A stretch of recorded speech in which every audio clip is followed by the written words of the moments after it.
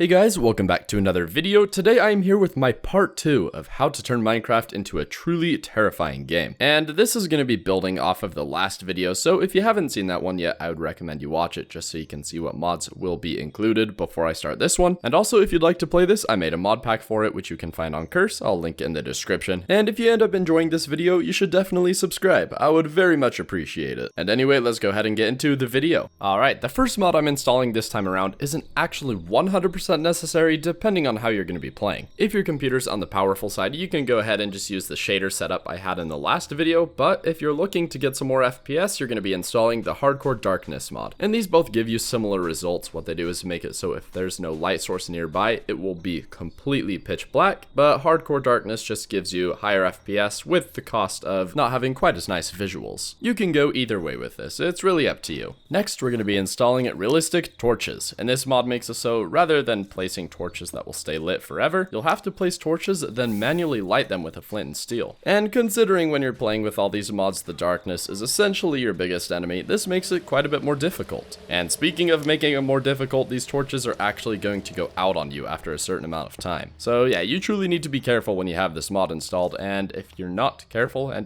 take your sweet precious time, you're probably going to get lost. Next up, we're going to be installing a mod that is mostly here to terrify you, and this is Doctor Who's Weeping Angels. And this mod adds several new creatures to the game, which will only move whenever you're looking away from them. Once you do look at them, they will practically instantly stop moving, and once again begin to move when you look away. And they move quite fast, so you really got to be careful of them. They can damage you or teleport you to another location, and what makes them even scarier is they actually can destroy torches around you, which once again is going to leave you in the darkness. Next, we'll be installing the enhanced visuals mod just to feed your anxiety a little bit more. This mod adds a bunch of very interesting visual effects to your game depending on the situation you're in, but mostly I'm focusing on the health related effects. For example, if your health starts to get too low, you're going to be able to hear your own heartbeat, and it also becomes quite a bit more difficult to see. And this just makes you that much more aware that you're about to die. The next mod we'll be installing is Stalker Creepers. This mod takes creepers and makes them far worse. What it does is makes it so when a creeper approaches you, rather than just blowing up right when it gets close to you, it waits for you to notice that it's there. This gives it the ability to jump scare you pretty much every single time. So definitely make sure if you have this mod installed, you're paying attention. Although really with the rest of these mods, you probably should be anyway. After that, we have another mod that focuses on creepers, and this is Camouflaged Creepers. With this mod installed, if a creeper is standing on any particular block, it'll take that texture. So now with these past two mods installed, not only do you have creepers that will blend into its surroundings, but it'll also sneak up on you and blow you up once you notice it. So yeah, have fun. Next up, we're going to be installing the Betweenlands, and this is mostly a mod that's going to be on its own, but I figured it fits kind of perfectly into this pack. I mean, the Betweenlands on its own is meant to be a very unsettling dimension, so it just kind of works with this. For our next mod, we're going to be installing Bloodmoon, and this mod makes it so when the moon comes up, there's a chance it's going to be very red. And if this happens, you probably want to just lock yourself away. During a blood moon, mobs will spawn far more frequently and a lot closer to you. It really gets to the point that it's practically not survivable. So like I said, if there's a blood moon, hide. The last thing we'll be installing is Tissou's zombie pack, which I featured in my How to Turn Minecraft into a Zombie Apocalypse video. And this resource pack will replace the basic zombie texture with, well, a bunch of other more zombie looking zombies. This makes zombies a little more intimidating to fight, and also their eyes glow, which is pretty cool. Real quick, I've also changed a few of the settings for dynamic surroundings, which I included in the last video, and this mostly just involved removing some unnecessary sounds that were kind of a bit too loud and didn't really fit in particularly well. I already applied these in the mod pack, so if you're going to use that, don't worry about changing these, although you can always look through these settings. Also, in regards to the mod pack, keep in mind that any of the custom sounds I included myself won't be included because I simply can't do that. You'll have to go in and add those custom sounds on your own, although it isn't very difficult at all. And anyway, let's go ahead and check out the gameplay.